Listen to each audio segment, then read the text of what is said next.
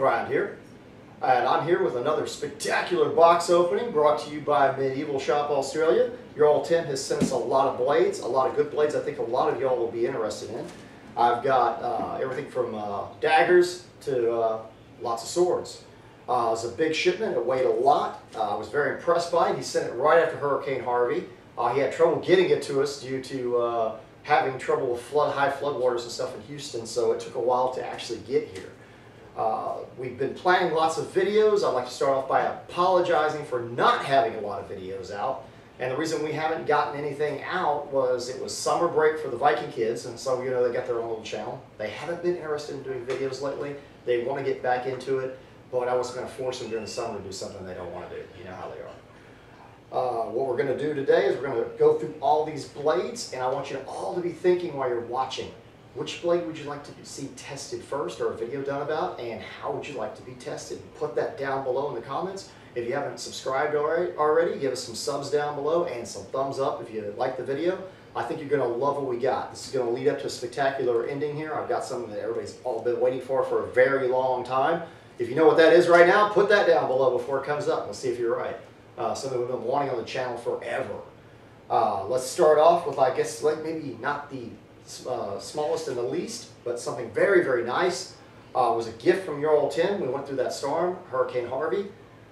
We survived it well. He sent me a Thor's hammer.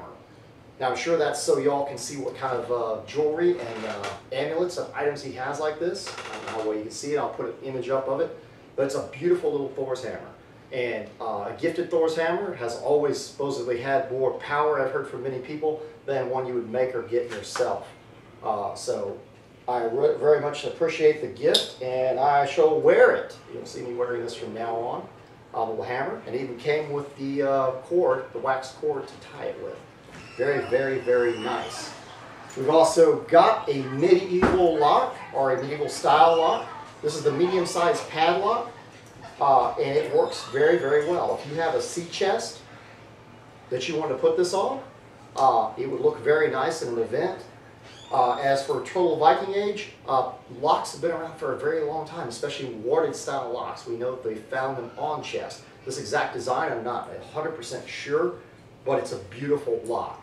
I'm going to research that, and I will do an entire video about the lock and what time period it falls in. And I am a locksmith by trade.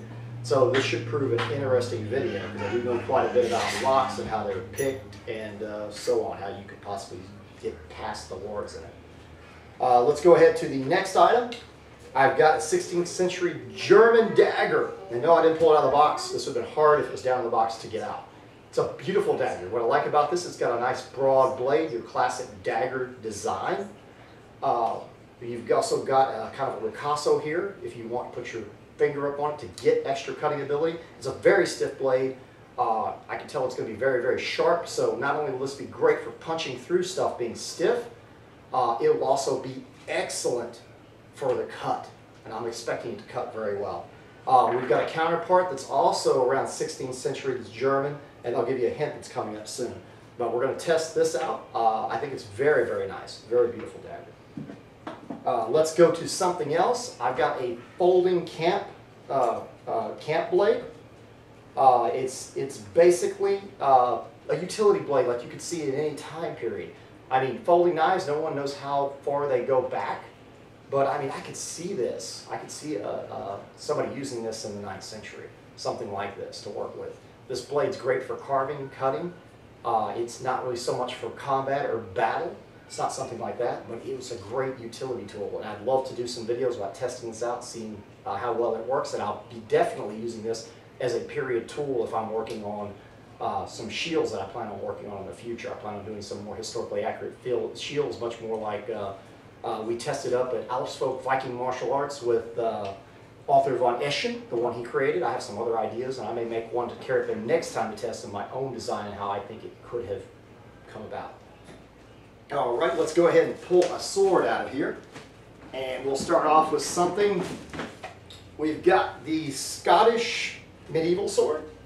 Very similar to like a Viking style idea. Some of these are broader. This one's very narrow. But what I like about it, this design looks like it could be somewhere around the 13th century or something.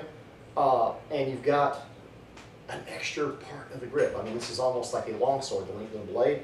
You could grip it back here if you wanted and use it with the extra hand, very much like a war sword, the size of it. It's got a nice weight to it, nice balance. I think it's going to be fun to test. I think it's very beautiful, the design on the hilt. Some of the other companies make swords like this, but this one's unique. I grant you the way they did the hilt. It's going to be fun to test out. And I like the ribbing. Let's go ahead and see what we have next. Some of you Viking fans out there, or early Scandinavian warrior fans, will love this one. This is the early Viking sword, and it's elegant. This blade is lightweight, like a lot of finds, like you'll see Roland talk about, but they find a lot of lightweight swords. Everybody thinks they were all extremely heavy, and yes, there's swords up to 3 pounds or slightly over. This is a very light blade. It's a little over 2 pounds. I would say 2.5 pounds. That's me. I don't know what they have it listed as, but it's an elegant blade. I think it's going to cut extremely well. It's already razor sharp. This is going to be by far one of my favorites that came out of this box. It actually came out of this box here. So, without staying too long, be thinking if you want to see this tested first, let me know. I definitely like the sword, and in Texas, you can carry blades as of September 1st. I'm sorry.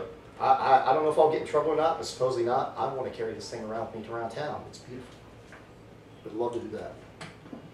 Put it on my belt and wear it. Let's see what we've got next. This is unique. This is the medieval broadsword. And a lot of companies that do swords, sword manufacturers, will do a Viking sword that's basically almost two-handed and really robust. That's what we have here. He calls this the early broadsword, or medieval broadsword.